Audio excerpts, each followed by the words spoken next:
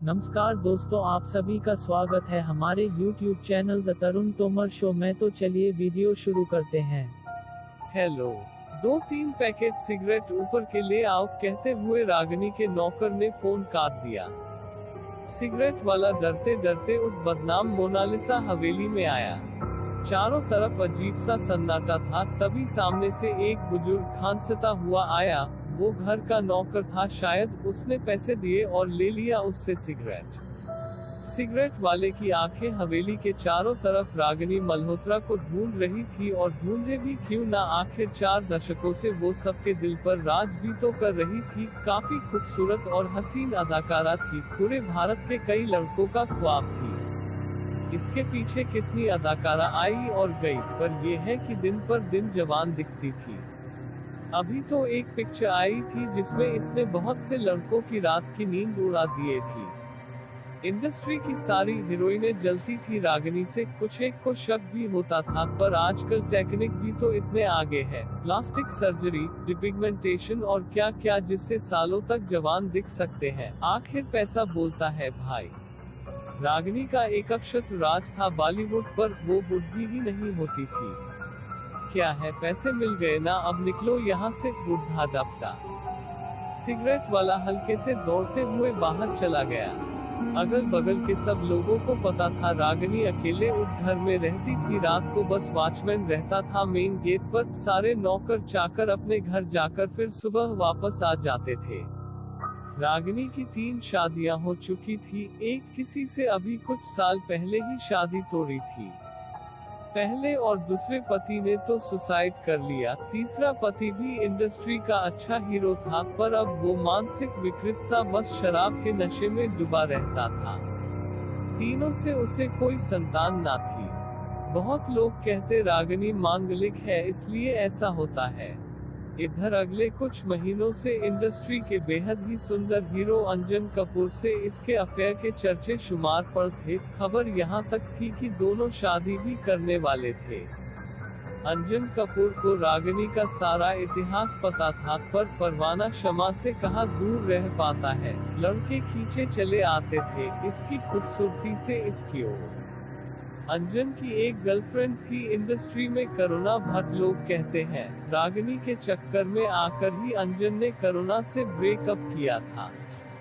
दबे मुंह ये भी बातें आती है कि करुणा का बॉलीवुड में करियर भी रागिनी के वजह से बर्बाद हुआ था, क्योंकि करुणा को इंडस्ट्री के एक जाने माने शोमैन हरीश भाई की पिक्चर में काम मिला था, पर उस वक्त रागिनी के पास कोई बड़ी फिल्म ना होने से उसने हरीश भाई से बात करके वो रोल खुद ले लिया था।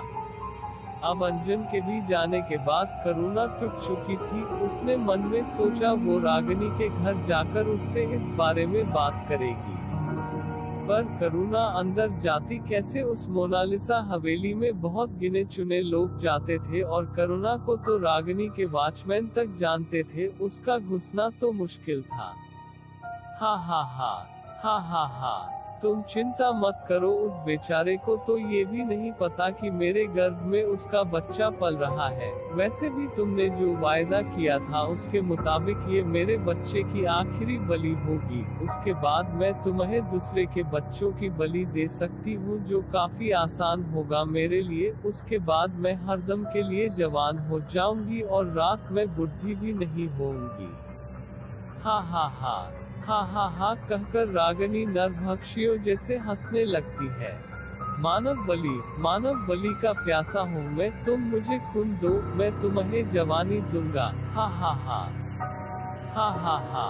शैतानी खोपड़ी ने अट्टहास किया। बस ये बलि हो जाए, फिर अंजन को भी ठिकाने लगा दूंगी मैं, बड़बड़ाते हुए रागिनी वही बिस्तर पर सो गई। करुणा के आंसू नहीं रुक रहे थे। अगले दिन वो अंजन से मिलने गई, पर उसने मिलने से मना कर दिया। उसके सर पर रागिनी का नशा जो था। फिर भी करुणा के लाख गिड़गिड़ाने पर वो बात करने को तैयार हुआ। करुणा की सारी बातें सुनने पर वो बोला, करुणा बहुत हो गया, तुम रागिनी का मुकाबला कभी नहीं कर सकती, तो अब तुमने हम दोनों को अलग और रागिनी को बदनाम करने के लिए ये सब चीजें फैलानी शुरू कर दी। इतनी गिर गई तुम, छी। मुझे पता था तुम मेरी बातों को नहीं मानोगे, इसलिए मैंने रागिनी के तीसरे पति हैदर को तुम्हारे पास लाई हूँ, खुद बात कर लो इनसे, करुणा ने कहा।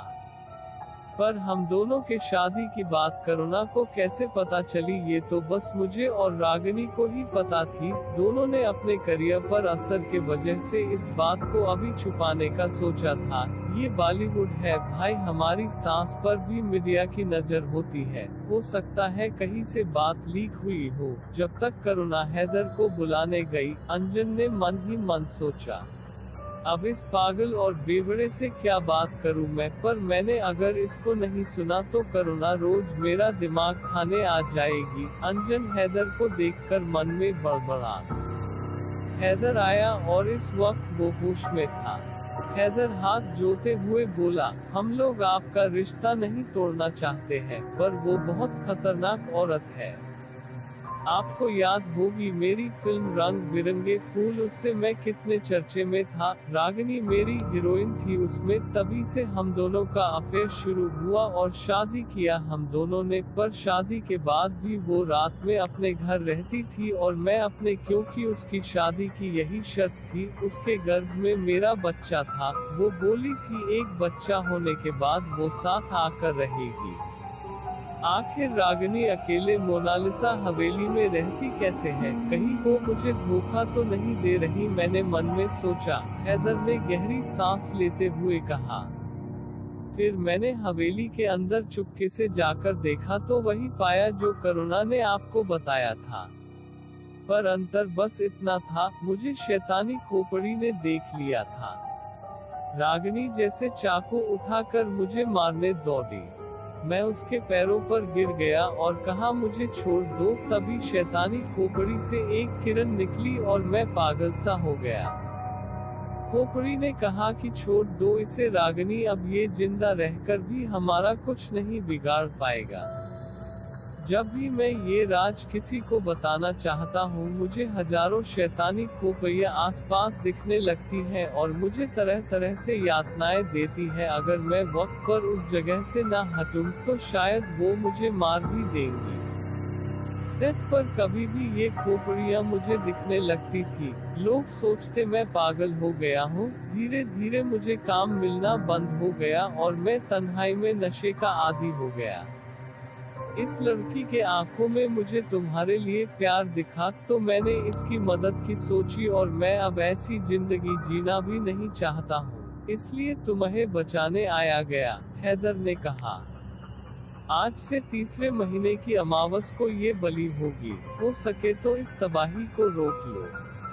और हाँ, जब रागिनी बलि पूजा के लिए बैठी होगी तब वो खोपड़ी थोड़ा शक्तिहीन होगा, बस यही वक्त है, तभी तुमको एक प्रहार से वो खोपड़ी तोड़ देनी है, हैदर ने कहा। तभी अचानक हैदर को वैसे ही दौरे पड़ने लगे। वो दोनों उसको जैसे हॉस्पिटल ले गए और भर्ती किया। तब तक हैदर मर चुका था। अंजन उहापोह में अमावस का इंतजार करने लगा, क्योंकि जो कहानी हैदर ने बताई थी वही चाल रागिनी ने उसके साथ चली थी। बच्चे का पूछने पर रागिनी पहले तो सकुचाई, फिर बोली उसके गर्भ में अंजन का 6 महीने का बच्चा है, पर उसने सोचा था वो उसे सरप्राइज देगी। ये सब बातें अंजन के विश्वास को और गहरा कर रही थी रागिनी के खिलाफ। जिस हॉस्पिटल में रागिनी का बच्चा हुआ अंजन ने पता लगा लिया, पर रागिनी ने उससे छिपाया था। आखिर आ गया वो दिन अमावस का। दोनों छुप कर गए। देखा बुढ़िया रागिनी रात के 12 बजे अनुष्ठान पर बैठी थी।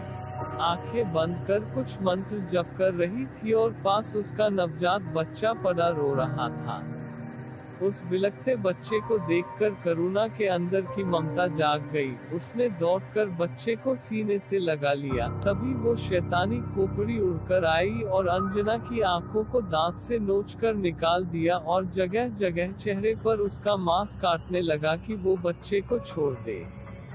करुणा ने भयानक चित्कार किया और भारी वेदना से रोने लगी, पर शायद कोई दैवीय शक्ति उसके ऊपर आ गई थी कि उसने बच्चे को छोड़ा नहीं। ये देखकर रागिनी भी उसके ऊपर झपटी, पर वो शक्तिहीन रूप में थी, ज्यादा कुछ नहीं कर पाए।